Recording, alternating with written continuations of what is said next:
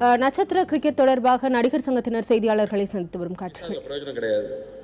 அவங்கெல்லாம் இன்னுமே எல்லா பசங்களுமே வந்து ஸ்டார்ஸா இருக்காங்களா? இல்லை, இன்னும் அவங்களும் ஸ்ட்ரகிளிங்ல இருக்காங்க கெரியர்ல. ஆனால் நிறைய பேர் கஷ்டப்படுறாங்க. நம்ம பண்ற முயற்சி நிச்சயமா அவங்களுடைய வாழ்க்கையை ஏதோ ஒரு வகையில மேம்படுத்தும், ஏதோ ஒரு வகையில ஈஸியாக்கும் அப்படிங்கிற நம்பிக்கையில அத்தனை பேரும் வந்து உழைச்சாங்க. அவங்க எல்லாருக்கும் எங்களுடைய கோடான கோடி நன்றிகள். இதுல வந்து நாங்க எங்களுக்காக அவங்க பண்ணல, அவங்க பண்ணது இந்த குடும்பத்துக்காக பண்ணியிருக்காங்க. நாங்க வந்து அதை இழுத்துட்டு போறதுக்காக முயற்சியா சின்ன வேலையா நாங்க செஞ்சுட்டு இருக்கோம், அவ்வளவுதான். இதுல நாங்க முன்னாடி நின்று செய்யறோங்கிறதே கிடையாது, நாங்க எல்லாரும் சேர்ந்து வேலை செஞ்சோங்கிறது தான். ஸோ எங்களுக்கு எல்லாருக்கும் ஒத்துழைச்சு இதை ஒரு பெரிய சக்சஸ் ஆக்கி 4 நாள் முன்னாடி இந்த 2 கோடி ரூபா கடன் அடைச்சாச்சு. அந்த இன்ட்ரெஸ்டையும் வந்து ஐசரி சார் நான் பொறுப்பேற்றுக்கிறேன்னு சொல்லிட்டாரு.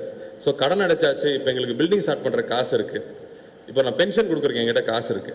ஸோ எவ்வளவு விமர்சனங்கள் இருந்தாலும் நாங்க இதை சாதிச்சு காமிச்சிருக்கோம், குடும்பமா சாதிச்சு காமிச்சிருக்கோம், ஒரு பெரிய திரை குடும்பமா சாதிச்சு காமிச்சிருக்கோம். எங்களுக்கு ஒத்துழைப்பு கொடுத்த அத்தனை பேருக்கும், மீடியால இருந்து, கவர்மெண்ட்ல இருந்து, போலீஸ் டிபார்ட்மெண்ட்ல இருந்து, எலெக்ஷன் ஆஃபீஸர்ல இருந்து எல்லாருக்கும், ஆண்டவனுக்கு, எங்க முன்னோர்களுக்கு நான் நன்றி சொல்லிக்கிறேன். ஏன்னா இவ்வளவு பெரிய ஈவெண்ட் எந்த ஒரு சின்ன கீறல் இல்லாம, ஒரு சின்ன அசம்பாவிதம் இல்லாம அழகா நடந்து முடிஞ்சதுன்னா அது பிளஸிங் இல்லாம நடந்து முடிஞ்சிருக்கிறதுக்கு வாய்ப்பே இல்லை. ஸோ எல்லாருக்கும் பெரிய பெரிய நன்றியை தெரிவிச்சுக்கிறேன். ஏன்னா ஒரு 6 மாச காலகட்டத்தில் நாங்கள் ஒரு அடி எடுத்து வச்சா 10 அடி போகுதுன்னா நிச்சயமா ஆசீர்வாதம் இல்லாமல் அது நடக்காது. ஸோ நன்றி, உங்கள் கேள்விகளுக்கு காத்துட்டு இருக்கோம். தேங்க்யூ.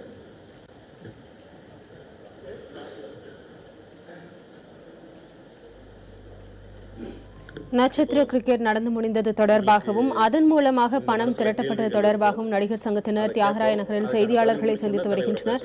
பொருளாளரான நடிகர் கார்த்திக் பேசினார். அடுத்ததாக மற்ற நடிகர்களும் அந்த சங்கத்தை சேர்ந்தவர்களும் பேச உள்ளனர். இதற்காக அங்கு பொன்வண்ணன், நாசர் உள்ளிட்டோர் இருக்கின்றனர். தொடர்ந்து செய்தியாளர்களின் கேள்விகளுக்கும் அவர் பதிலளிக்க வேலைகள் ஆரம்பிக்க போகிறது.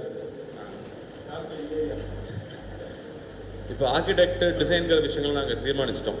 இப்போ அடுத்த கட்டமாக வந்து இப்போ கட்டிடக்குழுக்கிட்ட பேசியாச்சு, ட்ரஸ்டீஸ்கிட்ட பேசியாச்சு. இப்போ அந்த ஆர்கிடெக்டை சைன் பண்ணுற விஷயம், அடுத்த பிளான்ஸ் எல்லாம் வந்து இப்போ அப்ரூவலுக்கு போக ஆரம்பிக்கணும். அது ஒரு 2 months மினிமம் ப்ராசஸ் இருக்குது. இதுக்கு நடுவில் டிராயிங்ஸ், டீடைல் டிராயிங்க்கு ஒரு 2 மாதம் ப்ராசஸ் இருக்குது.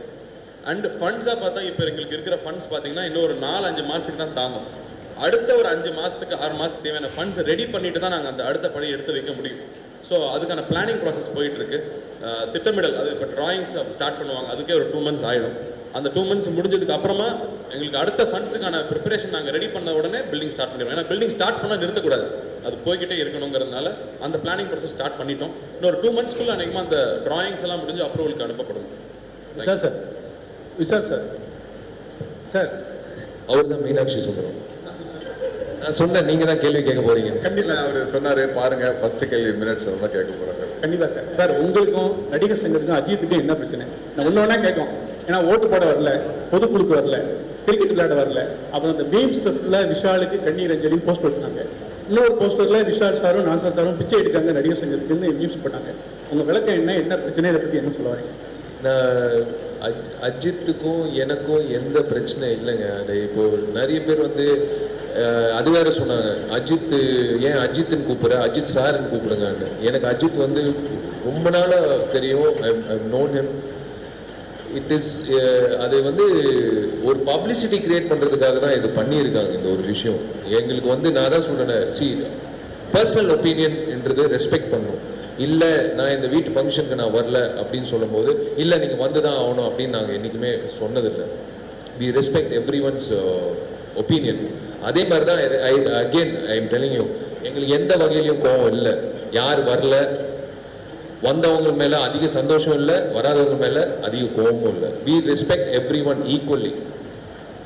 இது வந்து ஒரு நடிகர் சங்கம் கட்டடத்துக்கான ஒரு விஷயத்துக்காக நாங்கள் எடுத்த ஒரு முயற்சி. I completely, totally respect Ajit's opinion and Ajit வராததுக்கு வந்து விளக்கம் சொல்லணும்னு அவசியமே இல்லை. இட்ஸ் அவங்கவுங்க பர்சனல் ஒப்பீனியன். எனக்கும் அது தேவையில்லாமல் இடையில வந்து என் நண்பர்களே நிறைய பேர் வந்து டைம்ஸ் ஆஃப் இந்தியாவில் work, I'm sorry to pin point one particular. ஏன்னா நான் ரொம்ப ரொம்ப ஹர்ட் ஆகும் போது தான் அவங்கள வந்து நான் பின் பாயிண்ட் பண்ணுவேன். டைம்ஸ் ஆஃப் இந்தியான்னு ஒரு பத்திரிகையில் வந்து நான் எத்தனையோ பேட்டி கொடுத்துருக்கேன், எத்தனையோ விஷயங்கள் பண்ணியிருக்கேன். என்னை கேட்டு தான் போடுவாங்க. ஆனால் அன்னைக்கு வந்து காலங்காலத்தில் எனக்கே ஒரு சர்ப்ரைஸாக வந்து ஃப்ரண்ட் பேஜில் அஜித்தோட பாடலை நிப்பாட்டினான் விஷால் அப்படின்னு. என்னங்க இது காமெடியா இருக்கு? ஒருவேளை நிப்பாட்டணும்னா என் பாடல தான் நிப்பாட்டுவேன். நான் எதுக்கு வந்து அஜித்தோட அது ஒரு செய்தியா? முதல்ல நாட்டில் எவ்வளோ பிரச்சனை போயிட்டு இருக்கு, விஷால் வந்து அஜித்தோட பாடல் நிப்பாட்டுறான் அப்படின்னு என்னங்க அது? I felt really bad. நான் கூப்பிட்டு அந்த நண்பருக்கு நான் சொன்னேன், எனக்கு ரொம்ப வருத்தமா இருக்கு, இவ்வளோ ஐ எம் அட் ஆர்ம்ஸ் லென்த்ல இருக்கிற ஒரு நடிகர் வந்து you can contact, you can clarification எடுத்துக்கலாம், பட் அதெல்லாம் விட்டுட்டு நீங்க பாட்டு ஒரு விஷயத்த போடுறீங்களே, இல்லாத ஒரு விஷயத்த உண்டாக்குறதுக்கு எதுக்கு?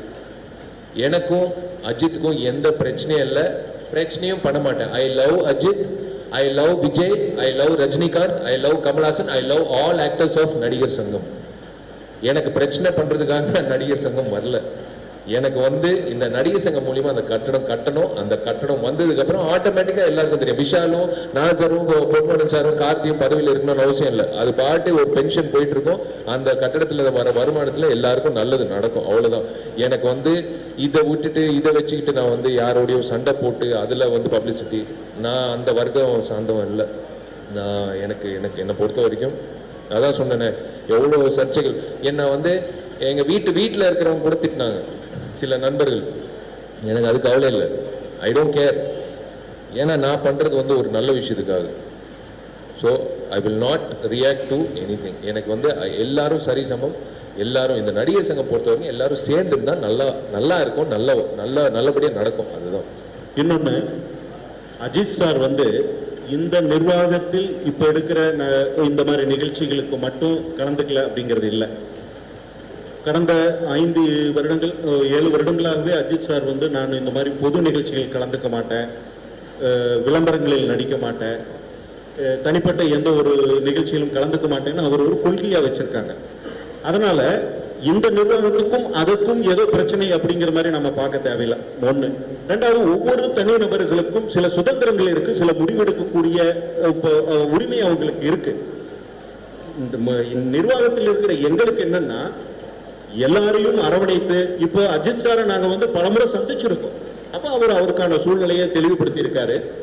விவேக் சார் வீட்டுல வந்து ஒரு நிகழ்ச்சியில ஒரு நிகழ்வுல நாங்க இருக்கும்போது கிட்டத்தட்ட 2 மணி நேரம் நாங்க எல்லாரும் அஜித் சாரோட பேசிட்டு தான் இருந்தோம். அப்ப பல விஷயங்கள் அவர் ஓப்பனா எங்ககிட்ட பேசினதான்.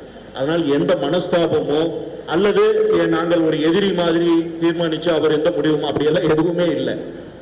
இதை திட்டமிட்டு ஊடகங்களில் வேறு மாதிரி பரப்பப்பட்டு கொண்டு இருக்கிறது அப்படிங்கிறது மட்டும்தான் உண்மை. அஜித் சார் எந்த இடத்துல எந்த ஸ்டேட்மெண்ட்டுமே சொல்லல. அப்படி இருக்கும்போது நம்ம அதை வந்து சீரியஸா வந்து சாரி சார், முக்கியமான விஷயம், நீங்க எல்லாரும் நண்பர்கள், செல்லமே படத்துல இருந்து ஒரு நடிகனா நீங்க வந்து எனக்கு சப்போர்ட் பண்ணியிருக்கீங்க. I would like to bring this issue. Journalism is going into a different tangent. Please தயவு செய்து நீங்க தான் அதை நிப்பாட்டணும். தமிழ் திரைன்னு ஒரு வெப்சைட் இருக்கு, அவன் யாருன்னே தெரியாது. அவன் பேர் என்ன, அரவிந்தா ஏதோ ஒரு பேர் சொன்னாங்க, நீங்க தானே? இல்ல தமிழ் திரை ZH.